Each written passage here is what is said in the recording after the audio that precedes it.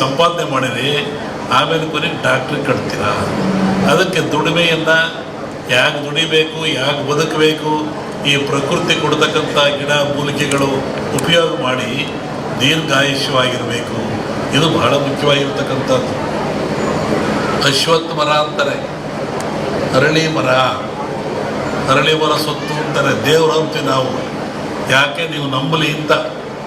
ದೇವರು ಇದಪ್ಪ ಅದು ಸುತ್ತರಿ, ಮಕ್ಕಳಿಂದರಿ ಮಕ್ಕಳಾಗ್ತವೆ, ತಲೆ ಕೆಟ್ಟರಿಗೆ ಒಳ್ಳೆಯದಾಗ್ತದೆ, ಅಲ್ಲೇ ಕೂತ್ಕೊಂಡ್ರೆ ನಾಗನ ಕಟ್ಟೆ ಇದೆ, ಅದು ಒಂದು ಚಿಂತನೆ. ಆದರೆ ಅಶ್ವತ್ಥ ಮರ ಯಾಕೆ, ಅದು ದಿನದ 24 ಗಂಟೆಯಲ್ಲಿಯೂ ಸಹಿತ ಆಮ್ಲಜನಕವನ್ನು ಕೊಡ್ತದೆ. ಪಂಚತಾರ ವೃಕ್ಷಗಳು ಅಂತ. ಈ ಪಂಚತಾರ ವೃಕ್ಷಗಳು ದಿನದ 24 ಗಂಟೆಯಲ್ಲೂ ಆಮ್ಲಜನಕವನ್ನು ಕೊಡ್ತವೆ. ಯಾವುವು? ಅಶ್ವತ್ಥ, ಆಲ, ಬೇವು, ಬಿಲ್ಲುಪತ್ರೆ, ಅಶೋಕ ಟ್ರೀ ಅಂತಿರ್ತಾನವಲ್ಲ, ರಸ್ತೆಯಲ್ಲಿ ಹಾಕಿದ್ದಾರೆ ಉದ್ದಕ್ಕೆ, ರಾಜರು ಹಾಕ್ತಾ ಇದ್ರು. ಈಗೆಲ್ಲ ಕಡಿಸ್ತಾ ಇದ್ವಿ ನಾವು ಸಾಲ ಮರಗಳು ಅಂತ.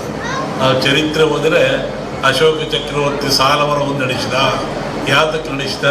ಅವ ಬಸ್ಸಲ್ಲ, ಕಾರಲ್ಲ, ಗಾಡಿ ಇರಲಿಲ್ಲ, ನಡ್ಕೊಂಡು ಹೋಗ್ತಾ ಇರೋ ನೆಳ್ಳಾಗಲಿ ಅಂತ. ನೆಳ್ಳಾಗೋದು ಒಂದು, ಅಲ್ಲಿ ಬರುವಂಥ ಗಾಳಿ ಆಲ 24 ಗಂಟೆಯಲ್ಲೂ ಆಕ್ಸಿಜನ್ ಕೊಡ್ತದೆ. ಅದು ಒಳ ಗುಟ್ಟದು. ಈ ಅಶ್ವತ್ಥ 24 ಗಂಟೆ ಕೊಡ್ತಕ್ಕಂಥದ್ದು.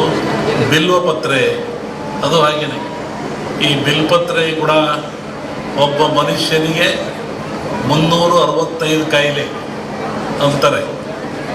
ಆ ಬಿಲ್ಪತ್ರೆ ಬರತಕ್ಕೆ ಹೋಗಿ ಯಾರು ಕುತ್ಕೊಂಡು ಆ ಬಿಲ್ಪತ್ರೆ ತಂದು ಪೂಜೆ ಮಾಡಿದರೆ, ಮೈಗಿಟ್ಕೊಂಡ್ರೆ 365 ಕಾಯಿಲೆ ಹೋಗ್ತಾವಂತ.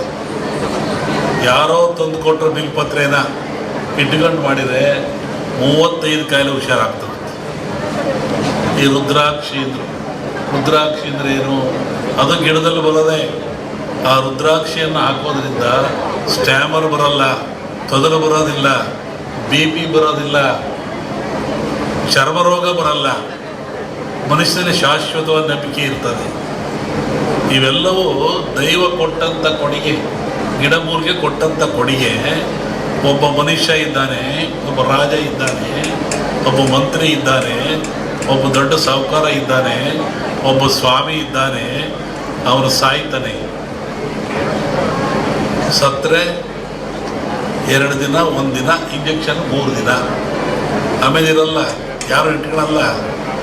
ಅದೇ ಗಿಡಮೂಲಿಕೆಗಳು ಯಾವುದಾದ್ರು ಒಂದು ಮರ, ಒಂದು ತೆಂಗಿ ಮರ ಬೆಳೆಸ್ತೀರ, ಮಾವಿನ ಮರ ಬೆಳೆಸ್ತೀರ, ಸಂಪಿಗೆ ಮರ ಬೆಳೆಸ್ತೀರ, ಅದು ಬೆಳೀತದೆ, ನಿಮ್ಮನ್ನೆಲ್ಲ ಕಾಪಾಡ್ತದೆ, ನಿಮ್ಮ ಮಕ್ಕಳನ್ನು ಕಾಪಾಡ್ತದೆ, ಹಣ್ಣು ಕೊಡ್ತದೆ, ಫಲ ಕೊಡ್ತದೆ, ನೆರಳು ಕೊಡ್ತದೆ. ಅದಕ್ಕೂ ಒಂದು ಆಯಸ್ಸಿದೆ. ಅದು ಭೂಮಿಗೆ ಬಿದ್ದರೆ ಮತ್ತೆ 100 ವರ್ಷ ಇರ್ತದೆ. ಒಬ್ಬ ರಾಜ ಬದುಕಿದರೆ, ಒಬ್ಬ ಸ್ವಾಮಿ ಬದುಕಿದರೆ, ಒಬ್ಬ ಮನುಷ್ಯ ಬದುಕಿದ್ರೆ 3 ದಿನ ಇರಲ್ಲ. ಯಾತಕ್ಕೆ? ಈ ಗಿಡಮೂಲಿಕೆ ಉಪಯೋಗ ಅವ್ರು ಮಾಡಿಕೊಂಡಿಲ್ಲ, ಗಿಡಮೂಲಿಕೆಗಳ ಉಪಯೋಗ ಅವ್ರು ಮಾಡಿಕೊಂಡಿಲ್ಲ. ಅದಕ್ಕೆ ಇವನು 3 ದಿನ ಬದುಕಲ್ಲ. ಆ ಗಿಡ ಮರ ಯಾಕೆ ಬದುಕ್ತವೆ ಅಂದರೆ, ಪ್ರಕೃತಿ ಇರುವಂಥ ಗಾಳಿಯನ್ನು, ಗಿಡಮೂಲಿಕೆಗಳನ್ನು ಅವು ಗುಟ್ಟು ತಿಳ್ಕೊಂಡು 100 ವರ್ಷ, ಆಮೇಲೆ 100 ವರ್ಷ ಮನೆತನವ ಪಂಚ ಮಾಡ್ತೀರ, ಬೆಂಚ್ ಮಾಡ್ತೀರ, ಬಾಗಿಲು ಮಾಡ್ಕೊತೀರ, ಇದೆಲ್ಲ ಮಾಡಿಕೊಳ್ತೀರ, 100 ವರ್ಷ ಬದುಕ್ತೇವೆ. ಅಂದರೆ ಈ ಗಿಡಮೂಲಿಕೆಯಲ್ಲಿ ಅಂಥ ಶಕ್ತಿ ಇರ್ತದೆ. ಈ ಏಡ್ಸ್ ಅಂತ ಕೇಳಿದ್ರು ನೀವು, ಹುಷಾರಿಲ್ಲದ ರೋಗ ಅಂತ. ನಮ್ಮಲ್ಲಿ ಯಾರೋ ಬಂದಿದ್ರು ಹೀಗೆ, ಅವ್ರಿಗೆ ಹೇಳಿದ್ರು, ನೀನು ನೋಡಪ್ಪ 1 ವರ್ಷ ಬೆಳಗ್ಗೆ ಎದ್ದು ಕೂಡಲೇ ಹೋಗಿ ಬಿಲ್ಪತ್ರೆ ಬರೋ ಔಷಧಿ ಕೂತ್ಕೋ ಅಂತ. ಅವನು ಹೇಳ್ದ, ಅಮೇರಿಕ ಡಾಕ್ಟ್ರ್ ಹೇಳಿದ್ದಾರೆ, ಇದು ಬದುಕದೆ 3 ತಿಂಗಳು ನಾನು ರೇಡ್ಸಿದೆ ಸ್ವಾಮಿ ಕಡೆ, ಒಂದು ಆಶೀರ್ವಾದ ಕೊಡ್ರಿ ಇಂದ. 3 ತಿಂಗಳು ಬದುಕ್ತೀಯ, ಸಾಯಿ, ಅದು ಬೇರೆ ವಿಷಯ, ನಾನು ಹೇಳಿದ್ದಾರ ಮಾಡುವಂತೆ. ಅವನು ಹೋಗಿ ಮಾಡಿದಾಗ ವರ್ಷ ಆದಮೇಲೆ ಬಂದ, ಸತ್ತು ಬಂದಿನಪ್ಪ. ಇಲ್ಲ, ನೀವು ಹೇಳ್ದಂಗೆ ಆ ಬಿಲ್ಪತ್ರೆ ಮರ ಔಷಧಿ ಕೂತ್ಕೊಂಡೆ, ಈ ಡಾಕ್ಟ್ರ್ ಹೇಳ್ತಾರೆ ನಿನಗದು ನೆಗೆಟಿವ್ ಆಗಿಬಿಟ್ಟಿದೆ, ಪಾಸಿಟಿವ್ ಆಗಿ ನೆಗೆಟಿವ್ ಆಗಿದೆ, ಇಲ್ಲವೇ ಇಲ್ಲ ಅಂತ ಹೇಳ್ತಾರೆ. ಅಂದರೆ ವೃಕ್ಷಗಳು ಎಂಥ ಶಕ್ತಿ ಇದೆ ಅದು ಅರ್ಥ ಮಾಡ್ಕೋಬೇಕು ನೀವು. ನಿತ್ಯ ವಾಯುವಿಹಾರ, ಬೆಳಗ್ಗೆ ಎದ್ದು ಕೂಡಲೇ ಗಿಡಗಳ ಹೋಗೋದು, ಸಾಯಂಕಾಲ ಹೋಗೋದು, ಮನೆಯಲ್ಲಿ ಒಂದು ಗಿಡ ಹಾಕೋದು, ಒಂದು ವೃಕ್ಷ ಬೆಳೆಸೋದು, ಒಂದು ಹೂವಿನ ಗಿಡ ಬೆಳೆಸೋದು, ಹಣ್ಣಿನ ಗಿಡ ಬೆಳೆಸೋದು ಮನೆಯಲ್ಲಿ ಮಾಡಿದರೆ ಅದರ ಗುಟ್ಟು ಭಾಳ ಪವಿತ್ರವಾಗಿರ್ತಕ್ಕಂಥದ್ದು. ಅದಕ್ಕಾಗಿ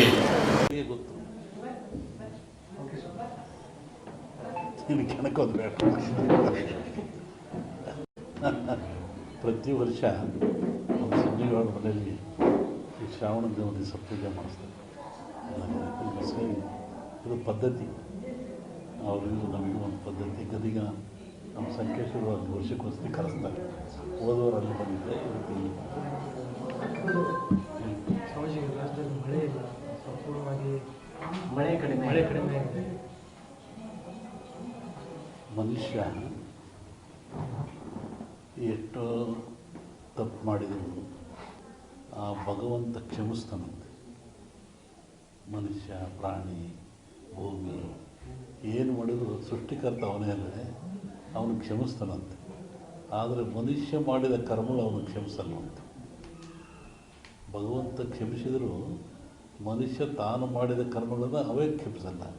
ಹಾಗಾಗಿ ಮನುಷ್ಯನ ಕರ್ಮಬಾಧೆಗಳು ಹೆಚ್ಚಾದಾಗ ಇವೆಲ್ಲ ಸಾಮೂಹಿಕವಾಗಿ ಅನುಭವಿಸಲೇಬೇಕಾಗ್ತದೆ. ಹಾಗೆ ಮಳೆ ಬೆಳೆ, ಭೂಕಂಪಗಳು, ಅರ್ಥಕ್ವಿಕ್ಗಳು ಅಥಾವ್ರು ನಡೀತಾ ಇರ್ತವೆ. ಏನೂ ಆಗಲ್ಲ, ಬರುತ್ತೆ, ತಮಾಷೆ ಅಂತ ಬರುತ್ತೆ, ಮಳೆ ಏನು ತೊಂದರೆ ಇಲ್ಲ. ಈ ಬಾರಿ ಏನಾದರೂ ಇದೇ ಪರಿಸ್ಥಿತಿ ಮುಂದುವರಿಯುತ್ತೆ? ಇಲ್ಲ, ಚೆನ್ನಾಗಿ ತೊಂದರೆ ಏನಾಗಲ್ಲ. ಬರಗಾಲ ಛಾಯೆ ಇರ್ಬೋದು, ಅನುಕೂಲ ಆಗುತ್ತೆ. ಆ ಥರ ಹೇಳ್ಕೊಂಡು ಮಟ್ಟಕ್ಕೆ ಏನಿಲ್ಲ, ಚೆನ್ನಾಗಾಗುತ್ತೆ. ಮೊನ್ನೆ ವಸತಿ ಹೇಳಿದ್ವಲ್ಲ ಬೆಳಗಾವಿನಲ್ಲಿ ಶ್ರಾವಣ ಮಧ್ಯಭಾಗದಲ್ಲಿ ಮಳೆ ಬರ್ತಾರೆ. ನೀವು ಉತ್ತರ ಕರ್ನಾಟಕದಲ್ಲಿ ಆಯಿತು, ಎಲ್ಲ ಕಡೆಗೆ ಆಯ್ತಲ್ಲ. ಈಗ ಅಮಾವಾಸ್ಯೆ ನಂತರ ಇಲ್ಲಿ ಬರುತ್ತೆ, ತೊಂದರೆ ಇಲ್ಲ. ಅಮಾವಾಸ್ಯೆ ನಂತರ ಈ ಕಡೆ ಈಗ ರಾಜಕೀಯದಲ್ಲಿ ಬೇರೆ ಬೇರೆ ರೀತಿಯ ಬೆಳವಣಿಗೆಗಳು ನಡೆದವು.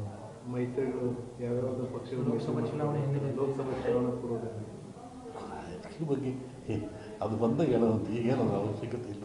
ಇನ್ನೇನು ಬಂದೇ ಬಿಡುತ್ತಾ ಹೇಳೋದು ಇನ್ನೊಂದ್ಸತಿ ಗೊತ್ತಿಲ್ಲ ಅವಾಗ. ಅಲ್ಲ, ಇದೇ ಪರಿಸ್ಥಿತಿ ಕಂಟಿನ್ಯೂ ಆಗುತ್ತೋ ಲೋಕಸಭೆಯಲ್ಲಿ ಏನಾದರೂ ಬದಲಾವಣೆ ಕಾಣಬಹುದು? ಹೇಳ್ತೀನಿ ಆ ಕಾಲಕ್ಕೆ. ಈಗ ಬಿಜೆಪಿ ಅವರು JDS ಅವರು ಹೊಂದಾಣಿಕೆಯನ್ನು ಮಾಡಿದ್ರು. ಅದು ನಮಗೇನು ಸಂಬಂಧ, ಅದ್ರ ಬಗ್ಗೆ ನಮಗೇನು ವಿಚಾರ ಅಂತ ಹೇಳಲೂಬಾರ್ದು. ದೇಶದ ಭವಿಷ್ಯ ಏನಾಗುತ್ತೆ? ದೇಶ ಹಿಂಗೆ ಹೋಗ್ತಾ ಹಿಂಗೆ ಹೋಗ್ತದೆ.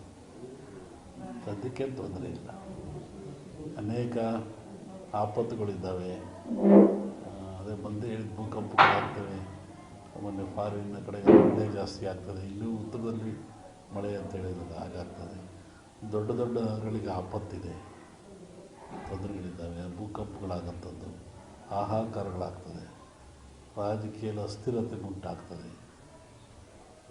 ಅವರಿರೋದೇ ಪ್ರಾಕೃತಿಕವಾಗಿ ದೋಷಗಳು ಇರ್ತದೆ. ರಾಜಕೀಯ ಅಸ್ಥಿರತೆ ಅಂದ್ರೆ ಅದನ್ನು ಸ್ವಲ್ಪ ಬಿಡಿಸಿ ಹೇಳಿದ್ರೆ ಹೆಂಗಿರುತ್ತೆ? ನೀವೇ ನೋಡುವಂತೆ